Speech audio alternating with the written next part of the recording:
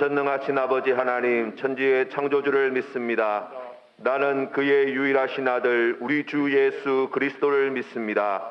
그는 성령으로 잉태되어 동정녀 마리아에게서 나시고 본디오 빌라도에게 고난을 받아 십자가에 못 박혀 죽으시고 장사된 지 사흘 만에 죽은 자 가운데서 다시 살아나셨으며 하늘에 오르시어 전능하신 아버지 하나님 우편에 앉아 계시다가 거기로부터 살아있는 자와 죽은 자를 심판하러 오십니다. 나는 성령을 믿으며 거룩한 공교회와 성도의 교제와 죄를 용서받는 것과 몸의 부활과 영생을 믿습니다. 아멘.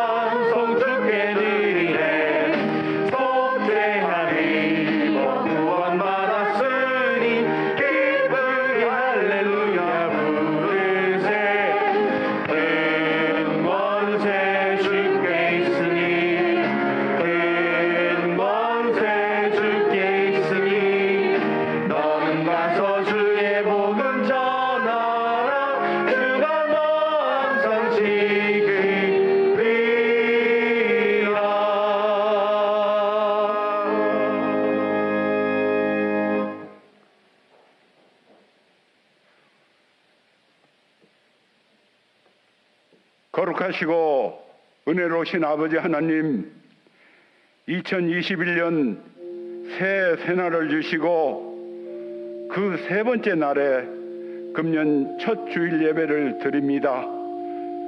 비록 코로나 사태로 인하여 우리 센텀 장로교의 믿음의 형제자매들이 교회로 모이지 못하고 각자 처소에서 영상으로 드리는 예배지만 하나님 아버지, 우리의 온갖 추하고 더러운 것, 죄와 허물을 이 시간 용서하여 주시고 감사함으로 드리는 이 예배를 받아 주시옵소서. 오늘 또 말씀 증거하실 담임 목사님 성령 충만하게 하셔서 선포되는 말씀이 능력 있게 하시고 우리 모두 아멘으로 받아 그 말씀대로 살려고 결단하고 노력하는 성도들이 되게 해 주시옵소서.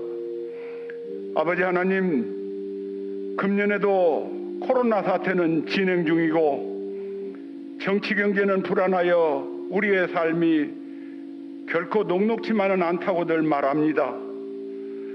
그러나 우리는 오로지 믿음의 주요 온전케 하시는 예수님만 바라보고 하나님 잘 섬기며 그 말씀에 따라 화해하고 용서하고 사랑하고 순종하며 열심히 우리의 삶을 살겠습니다. 성령님, 우리의 연약함을 도와주시옵소서.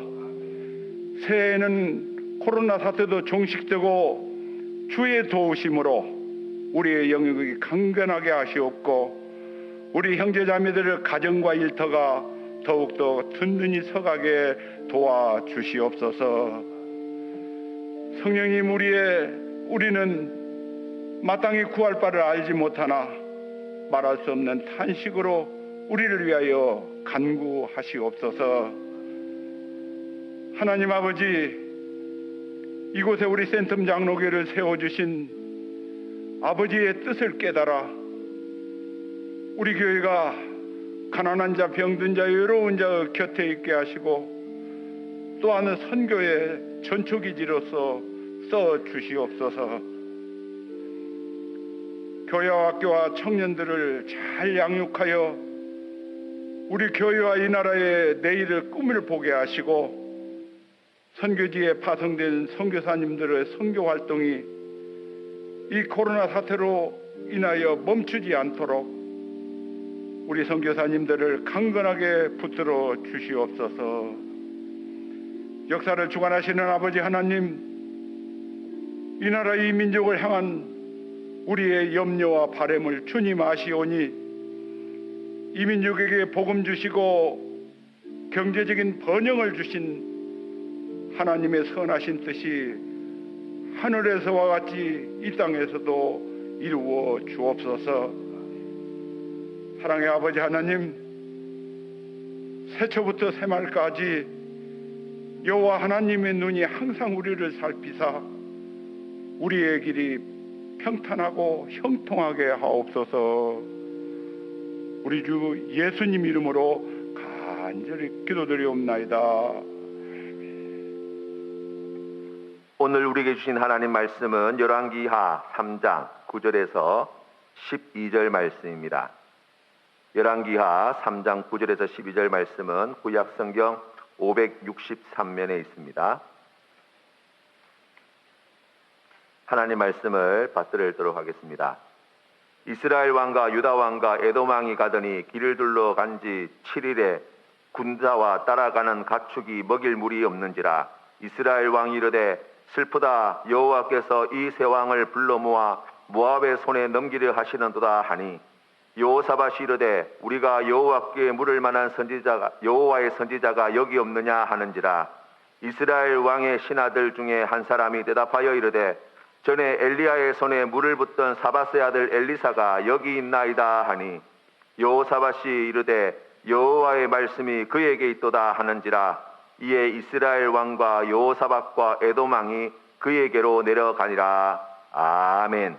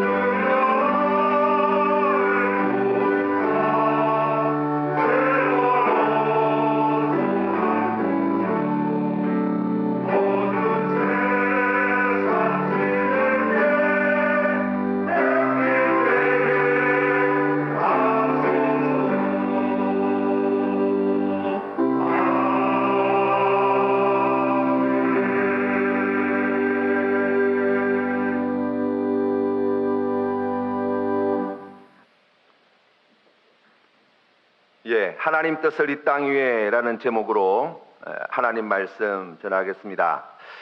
새해 여러분 계획들은 많이 세우셨습니까? 돌아보면 그동안 해마다 우리가 많은 계획들을 세우지만 잘 지키지 못할 때가 대부분이었던 것 같습니다.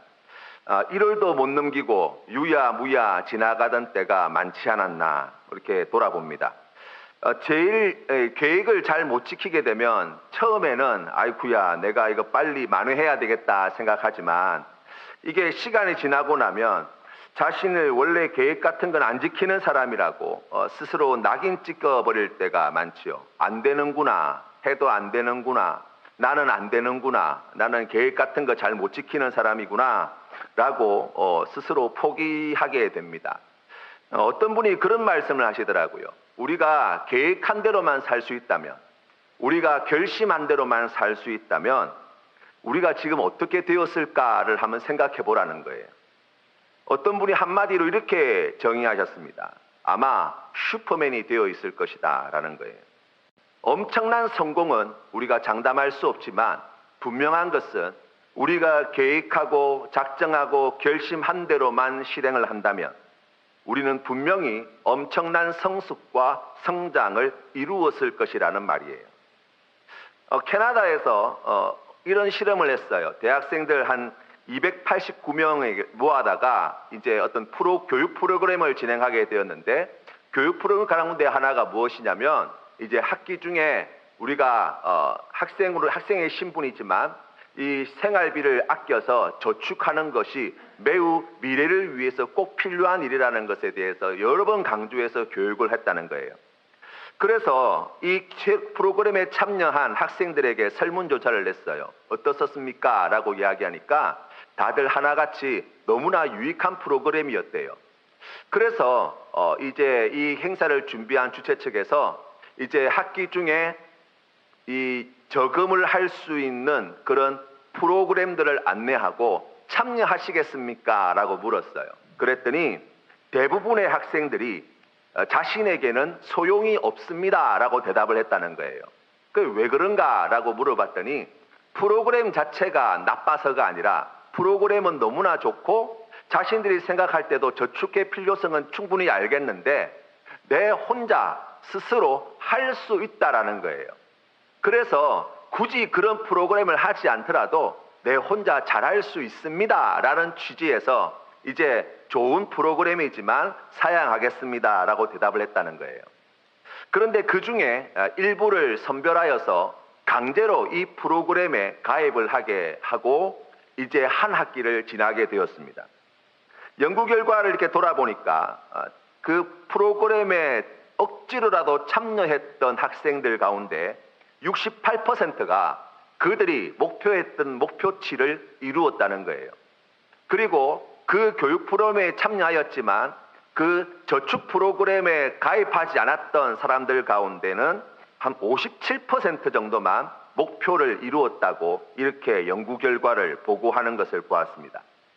어떤 이야기를 하기 위함이냐면 우리가 계획하는 일에 있어서 자신이 결단하고 작정하고 결심해서 그렇게 계획을 실행해 나가는 것도 매우 중요하지만 우리가 계획을 실천하는 데 있어서 한 가지 간과해서는 안 되는 것은 외부적인 환경도 매우 중요하다는 것이죠.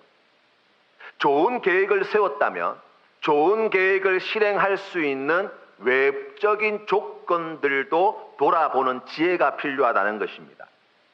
우리가 새해를 맞이하여서 우리 개인적으로 여러 가지 계획과 결심들을 세우지만 또 우리가 신앙적으로도 여러 가지 계획과 결심들을 세울 수 있습니다. 하나님 앞에 새해에는 제가 조금 더 열심히 기도하겠습니다. 하루에 30분이라도 제가 잊지 않고 기도 생활을 이어가겠습니다. 혹은 매일 제가 성경 말씀 한 장은 꼭 읽겠습니다. 혹은 올 한 해 동안 이제 준비를 잘해서 성경을 1독하겠습니다. 3독하겠습니다. 여러 가지 결단들을 할 수 있어요. 그런데 여러분, 우리가 그러한 결심과 결단을 실행하는 데 있어서 외부의 조건을 잘 갖출 필요가 있다는 사실을 기억하시기를 바랍니다. 그것은 쉬운 일이에요. 기도 생활을 하기로 결심했다면 기도 생활하는 데 도움이 될 만한 외적인 조건이 어떤 것이 있을까? 또 기도 생활에 방해되어지는 외적인 조건들은 어떤 것이 있을까를 돌아보고 방해되는 것들은 제거하고 도움이 될 만한 것들은 갖추어 나가는 거예요. 성경 말씀을 읽기로 했다면 이 성경 말씀을 읽기 위해서 외적인 조건들이 어떻게 갖추어져야 될까 생각해보고 그 가운데에 혹시 내가 성경 말씀을 읽어 나가는데 불필요하거나 장애물이 되어질 만한 외부의 조건들은 어떤 게 있을까를 생각하고 그 나쁜 것들은 제거하고 필요한 것들을 갖추어 나가는 지혜가 필요하다고 할 수 있습니다. 여러분, 우리가 좋은 결심들을 가지고 결단들을 가지고 나아가지만 여러 가지 상황과 조건의 영향에 우리가 심하게 많은 영향을 받아서 결심한 대로 살지 못할 때가 많지요. 작심하고도 주변에 여러 가지 많은 일들과 우리의 마음을 빼앗는 일들 때문에 좋은 줄 알면서도 행하지 못하는 것들이 얼마나 많은지 모릅니다. 우리가 2021년 이 새해를 하나님께서 우리에게 주셨는데 이 한 해 우리가 믿음으로 시작하며 나아갈 때 하나님께 새로운 결단과 결심을 가지고 나아갈 때 우리가 하나님 앞에 작정하였던 일들을 이루기 위해서 우리의 외부의 여러 가지 조건들, 그 여러 가지 환경들을 우리가 다시 돌아보고 하나님께서 기뻐하시는 그 뜻에 순종함으로 나아가는 우리 모든 믿음의 성도님 되시기를 주님의 이름으로 축원합니다. 우리가 오늘 성경 말씀에서 보는 이야기는 북이스라엘과 남유다와 그리고 에돔이라고 하는 나라가 연합하여서 지금 모압을 치러 가는 이야기입니다. 이 당시만 하더라도 북이스라엘이 남유다보다 훨씬 강성할 때였어요. 이 모압이라고 하는 나라는 북이스라엘 오므리 왕 때에 북이스라엘에게 땅을 빼앗겼고 그때부터 조공을 바치기 시작했습니다. 그런데 오므리의 아들이었던 아방이 죽고 그러면서 그 과정에서 북이스라엘의 국력이 쇠하여지자 이 모압이 이 북이스라엘의 영향에서 벗어나서 독립을 선언해버린 거예요. 아합의 아들이었던 아하시아 때에 이 문제를 바로 잡았어야 했지만 이 아하시아가 일찍 죽어버립니다. 그래서 그의 동생이었던 요람 때에 이제 이 자신을 배신한 이 모압을 치러 군대를 모으고 출정을 하게 된 거예요. 그 과정에서 우리가 오늘 만나게 되어지는 이 남유다의 여호사밧 왕과 함께 동행합니다. 이 여호사밧 왕은 성경 말씀에 보면 하나님 마음에 매우 합했던 왕이라고 이야기할 수 있어요. 이 역대기에 보면 이 여호사밧 왕을 소개할 때 다윗의 길을 걸어갔던 자다라고 소개합니다. 이 여호사밧 왕이 한 중요한 일 가운데 어떤 일이 있었냐면 하나님께서 주신 그 말씀을 백성들에게 가르치는 일들에 힘썼던 왕이에요. 그래서 레위인과 제사장들과 많은 사람들을 모아다가 이들을 갖다가 남유다 전국 각지로 보내어서 그곳에서 하나님의 말씀을 가르치도록 하는 놀라운 개혁 정책을 일으켰던 사람이에요. 그것을 하나님께서 매우 기쁘게 여기셨고 이 여호사밧 왕 때에 남유다가 매우 강성하여지고 또 그 주변에 있는 여러 나라들로부터 조공을 받게 되는 그러한 성과를 거두게 되었다는 거예요. 그런데 이 여호사밧 왕이 뭐 여러 가지 잘한 일이 참 많이 있습니다만은 개인적으로 조금 아쉬웠던 것은 이 여호사밧 왕이 아합 왕의 딸과 결혼을 했다는 거예요. 그래서 사실은 지금 북이스라엘과 남유다는 사돈 관계에 있어가지고 이 요람 왕이 이제 나라를 모압을 치러 갈 때에 도움을 요청했을 때 이제 거기에 함께 하게 되었다는 이야기입니다. 그러면서 이제 남유다의 영향을 받고 있던 다스림을 받고 있던 에돔이 함께 자리하게 된 것입니다. 북이스라엘 입장에서는 자신들의 힘만 가지고 모압을 치는 것이 매우 버거울 수 있었을 거예요.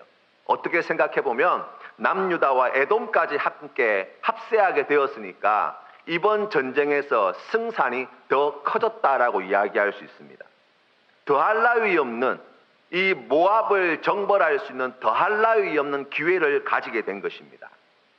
이 모압이라고 하는 나라는 지금 사해의 남쪽, 동남쪽에 있는 위치하여 있던 나라인데 이 모압 북쪽은 매우 길이 험한 동네예요. 그래서 천혜의 요새지라고 이야기할 수 있습니다. 그에 비해서 사회를 삥 둘러서 들어가는 이 남쪽 길, 에돔길이라고 이야기하고 에돔 광야길이라고 성경에 나와 있는 이 길은 우기가 되어지면 이 강이 만들어지는 와디와 같은 것들이 만들어져서 이제 길이 매우 넓고 평탄한 길이에요. 그러니까 많은 군대가 이동하기에 적절한 길이었죠. 그래서 이제 이 모압이라고 하는 나라를 치기 위해서 이 세 나라가 함께 동맹하여서 치러 갈 때 북쪽 길로 가지 않고 이제 남쪽 길로 돌아서 지금 모압 남부 지방을 치러 진군하게 되어진 것입니다. 그런데 이 에돔 광야길에 들어선 지 7일차가 되었을 때에 더 이상 물을 구하지 못해서 지금 큰 위기를 맞이하게 되었다는 거예요. 전쟁에서 승리하기 위해서 필요한 것들이 많이 있습니다. 훌륭한 장수, 정말 탁월한 장수가 정말 필요하지요. 또 좋은 무기도 필요합니다. 그러나 탁월한 작전도 필요하고 장수도 필요하고 좋은 무기도 필요하지만 전쟁에서 승리하는 열쇠는 그런 것에 있는 것이 아니에요. 정말 중요한 것은 보급입니다.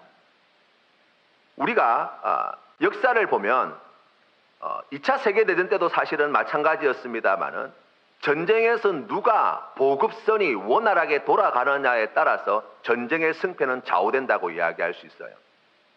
그 한 사람 한 사람의 개인적인 실력과 또 장비나 그런 것들을 보면 2차 세계대전 때 독일이 연합군보다 훨씬 월등했다고 이야기할 수 있어요.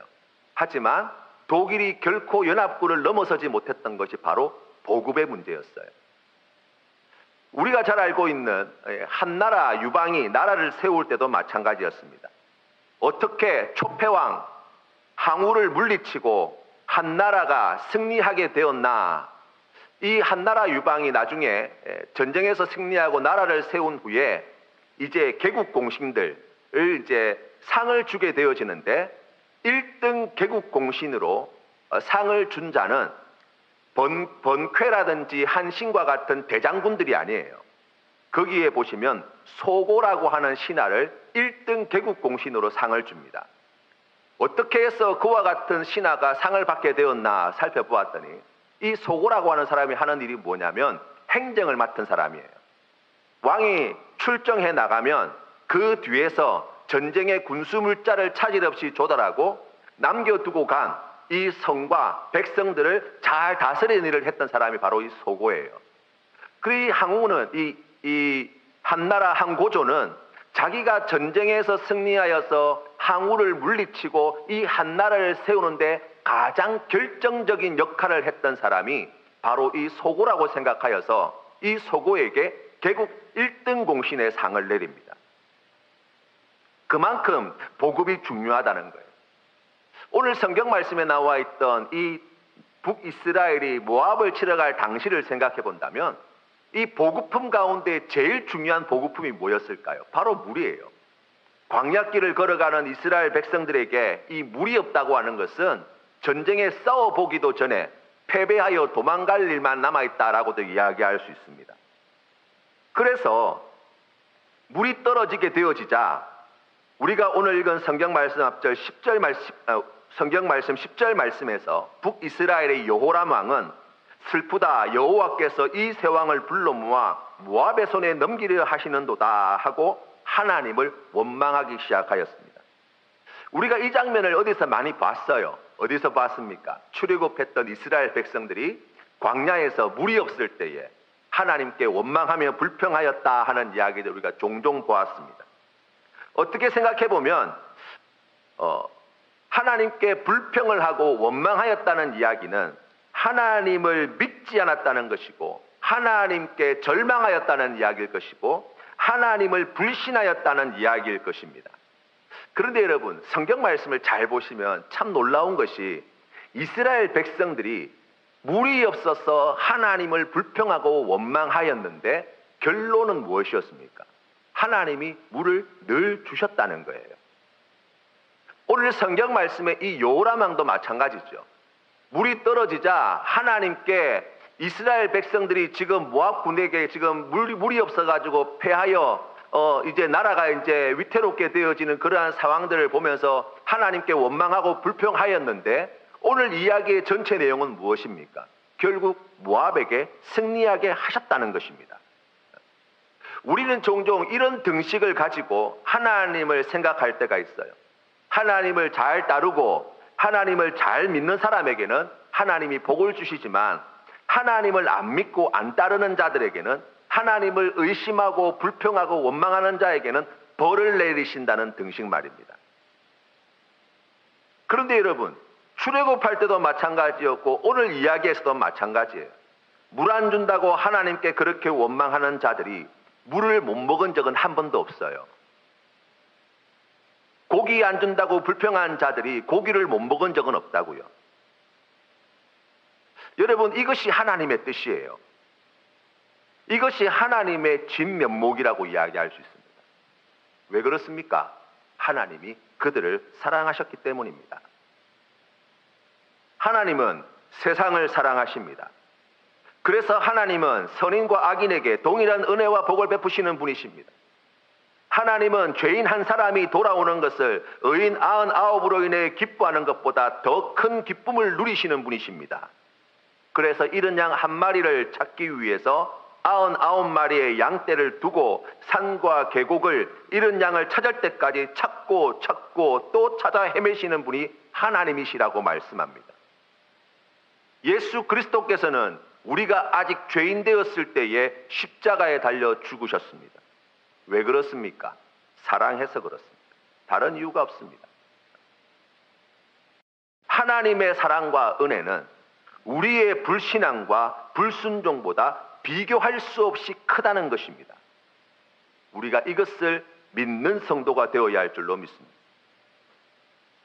그래서 하나님은 말 잘 듣는 사람들에게 복 주시고 말 안 듣는 사람들에게 벌 주시는 수준의 이상, 그 수준의 이상의 하나님이라고 말씀하는 거예요. 순종하는 자에게 복을 주고 순종하지 않는 자에게 복을 베풀지 않는 분이 아니라 순종하는 자에게도 복을 주시지만 순종하지 않는 자에게도 은혜와 복을 베푸는 분이시라는 것입니다. 여러분, 그렇다고 한다면 이런 결론에 여러분 도달할지도 모르겠어요. 그럼 순종하지 않아도 되겠습니다, 하나님. 하나님 말씀을 따르지 않아도 된다는 말입니까? 하나님 마음대로, 하나님 없이 그렇게 마음대로 살아도 복과 은혜를 누린다는 이야기입니까? 예, 맞습니다. 여러분, 2020년 한 해를 돌아보시면서 어떤 생각이 드셨습니까?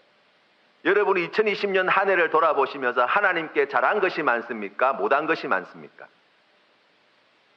저는 한 해를 돌아보면서 정직하고 솔직하게 말씀을 드린다면 부끄러울 만큼 부족하고 연약하고 많은 허물과 죄를 볼 수 있었습니다. 하나님 앞에 하나님, 제가 이것 하나는 잘했습니다라고 딱히 내세울 만한 것들이 하나 없다는 것을 알게 되었습니다. 만약 말 잘 듣는 사람들에게 복 주시고 말 안 듣는 사람들에게 벌 주시는 하나님이셨다면 지난 한 해를 넘기지 못했을지도 모르겠습니다.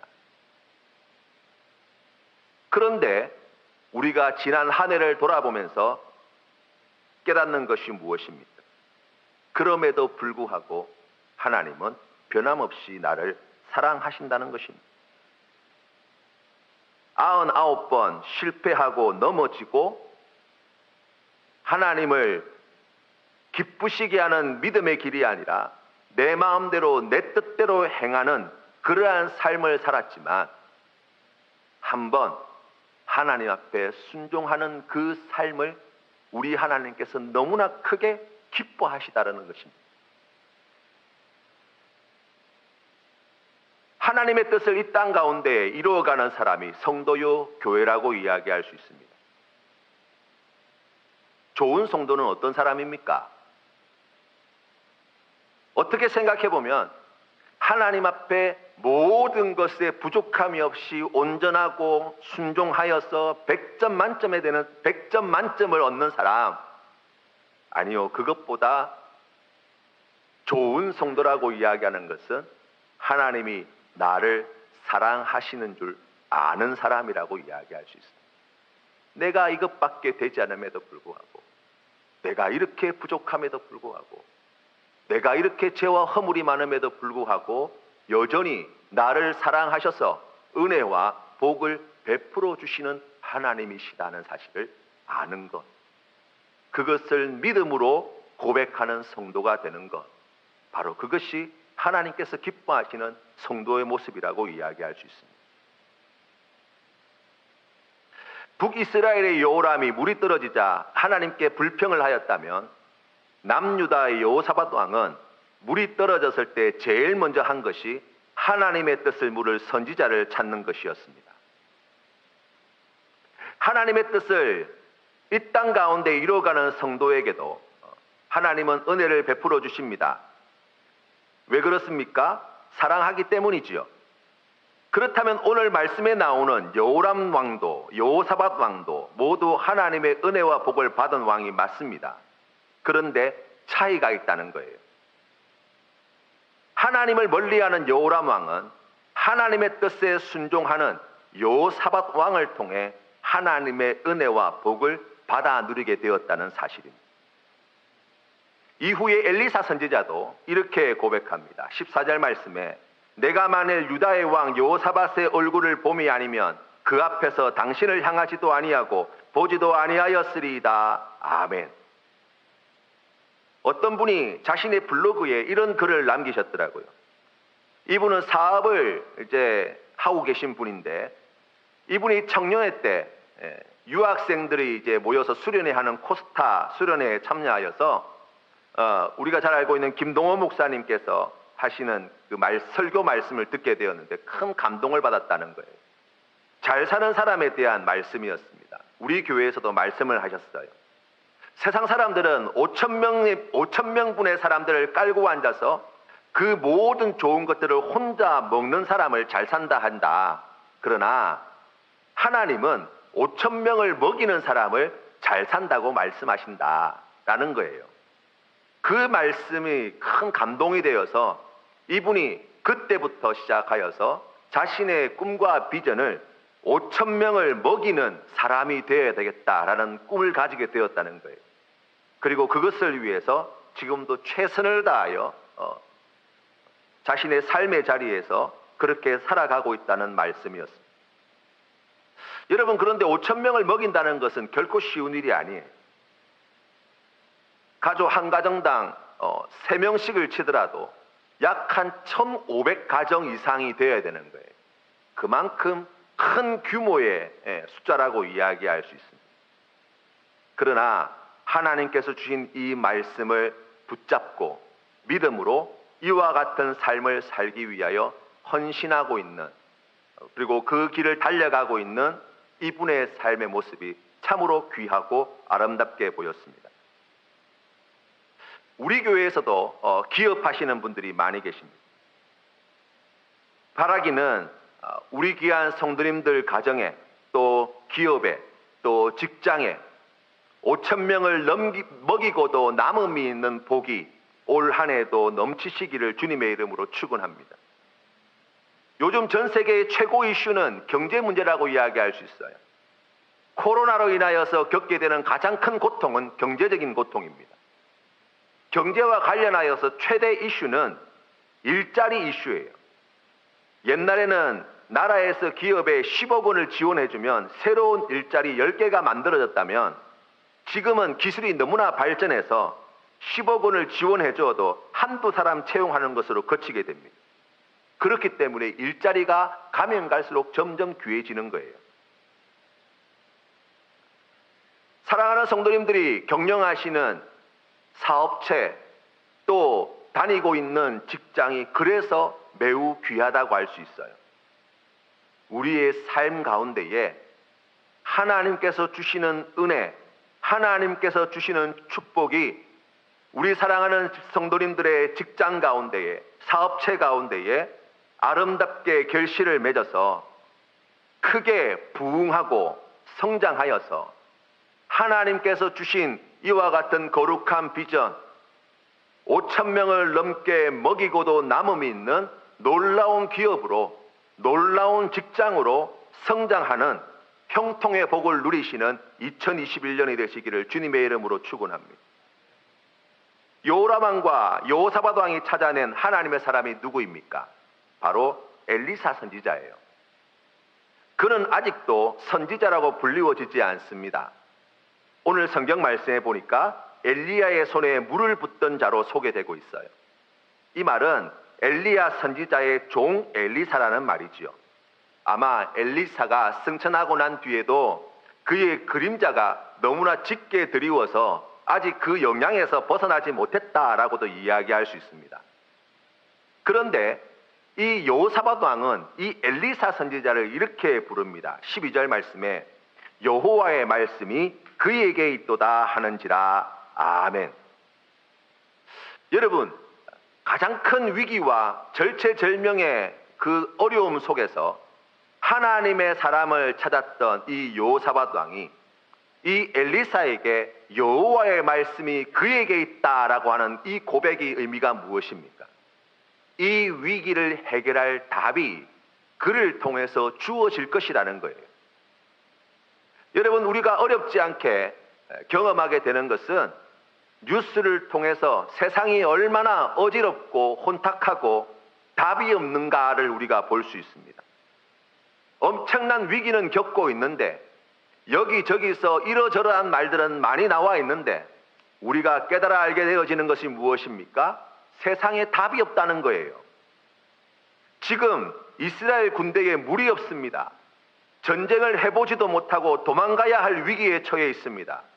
삼국 연합군이 어렵게 모여서 모압을 치러 갈 이 좋은 기회를 맞이하게 되었는데 이 물의 문제가 이게 물의 문제를 해결하지 않고서는 더 이상 방법이 없는 것입니다. 이때 누가 해결책을 알려줄 수 있습니까? 바로 하나님의 말씀을 간직한 사람. 하나님의 말씀을 가지고 있는 그가 이 혼란스러운 세상 가운데 답을 제시해 줄 수 있는 거예요.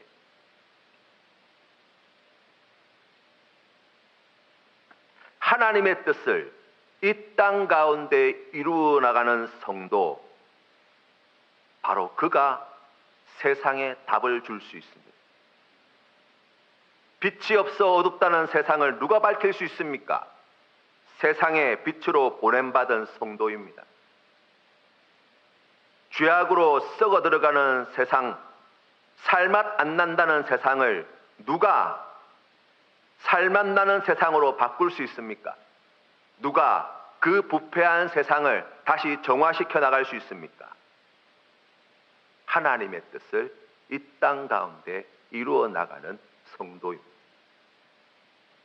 엘리사가 능력이 많다는 이야기가 아니에요. 엘리사가 한 일은 하나님의 뜻을 전한 것입니다. 군대가 주둔하고 있는 골짜기에 고랑을 깊이 파라고 전하였고, 군대가 그렇게 깊은 고랑을 팠더니 아침 소재 드릴 때에 에돔 쪽에서 물이 흘러와서 그 땅 가득하게 되었고, 물이 없었던 이스라엘과 이 삼국 연합군은 그 하나님께서 주신 물로 말미암아 위기를 극복하고 모압에 진군하여서 큰 승리를 거두었다는 것입니다. 내리쬐는 떼약볕 밑에서 골짜기에 도랑을 파라고 명령하였을 때 그 명령을 들었던 군사들의 반응은 어땠을까요? 제가 군 생활했던 기억을 가지고 생각해 본다면 아마 온갖 불평 불만을 다 내어놓았을 것 같아요. 지금 물이 없어가지고 사람이 다 죽게 됐는데 이런 생노가다를 시킨다고, 쓸데없는 짓을 시킨다고, 지금 물을 찾든지 아니면은 빨리 군대를 뒤로 물리든지 살 길을 찾아야지 지금 골짜기에서 지금 다 죽일 셈이냐고 아마 불평 불만을 다 쏟아냈을 거예요. 베드로가 예수님을 처음 만났을 때 예수님께서 배에 올라 말씀을 전하시고 사람들을 다 돌려보내신 후에 베드로에게 깊은 데로 가서 그물을 던져라고 말씀하셨습니다. 베드로의 대답은 밤이 맞도록 제가 수고하였지만 말씀에 의지하여 내가 그물을 내리리다 라는 거예요.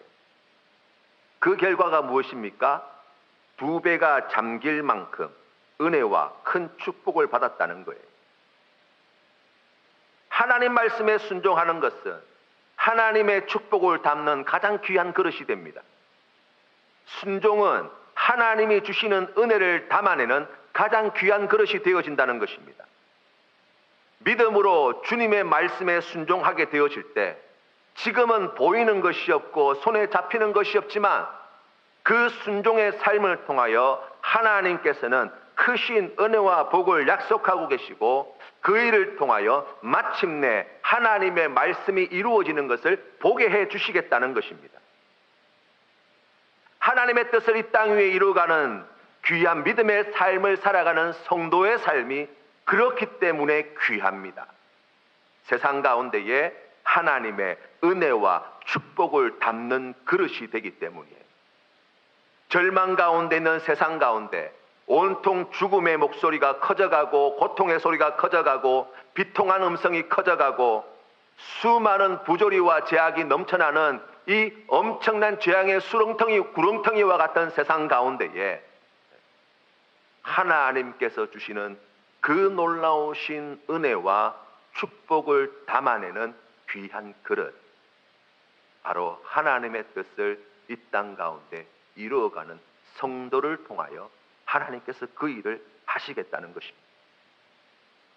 그렇기 때문에 순종하는 것은 성도의 사명이에요. 그런데 여러분, 하나님을 알지 못하는 여호람도 어찌됐건 하나님의 은혜와 복을 받았습니다.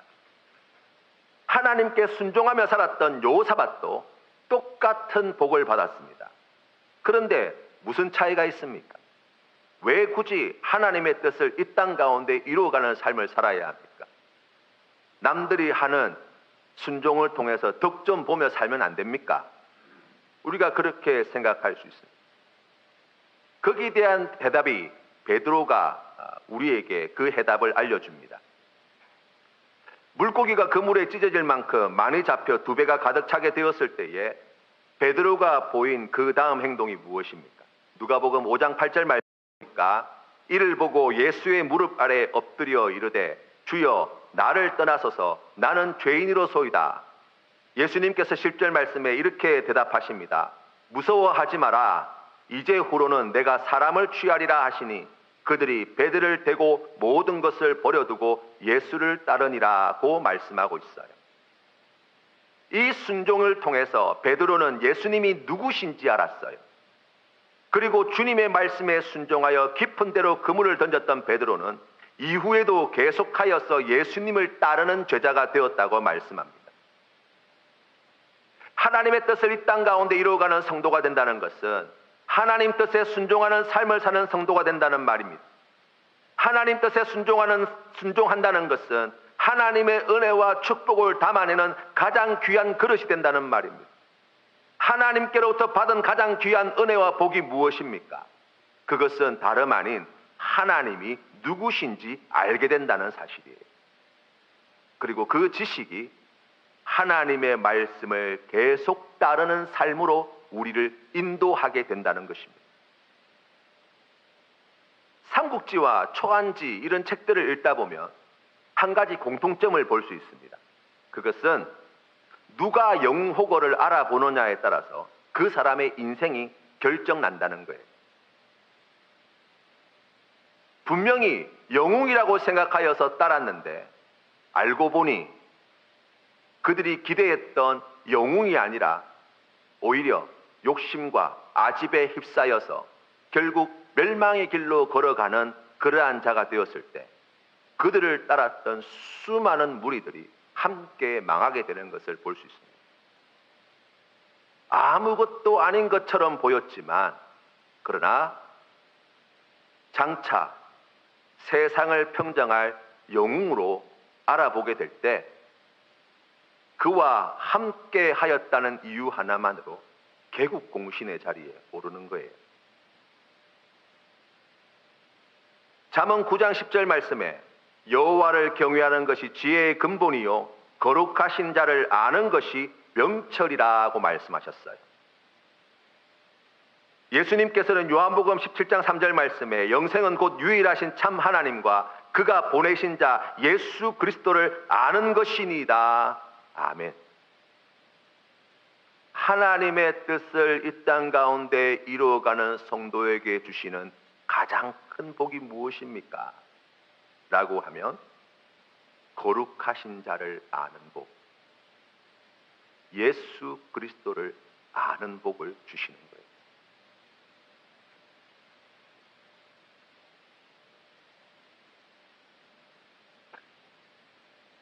사랑하는 성도 여러분, 하나님께서는 2021년 이 한 해를 시작하는 우리에게 하나님의 뜻을 이 땅 가운데, 이 땅 위에 이루어가는 교회 성도가 되라고 말씀하십니다. 우리가 주님의 말씀에 순종하며 나아갈 때에 참으로 결핍이 많고 문제가 많고 어려움이 많은 세상 가운데 속에서도 하나님은 순종하는 주의 백성들을 통하여서 크신 은혜와 복을 더하여 주실 줄로 믿습니다. 그러나 그보다 더 큰 은혜와 복, 하나님의 뜻을 이 땅 가운데 이루어가는 성도에게 주시는 가장 귀한 복, 하나님이 어떠한 분이신지, 예수 그리스도가 누구이신지 알게 하시고 더욱 사랑하게 하시고 하나님께서 기뻐하시는 귀한 뜻에 순종하여서 세상 많은 사람들에게 소망이 되며 위로가 되며 힘이 되는 하나님의 축복의 통로가 되어지는 귀한 믿음의 사람으로 세워가실 줄로 믿습니다. 이 귀한 믿음의 고백으로 우리 센텀 장로교회 모든 성도들이 한 마음으로 주님 앞에 나아가는 새해가 되시기를 주님의 이름으로 축원합니다. 성도님들의 심령과 가정과 직장과 모든 생업 위에 하나님의 이와 같은 은혜가 차고 넘치시는 귀한 은혜와 복이 차고 넘치시는 우리 모든 믿음의 권속들 다 되시기를 주님의 이름으로 축원합니다. 기도드리겠습니다.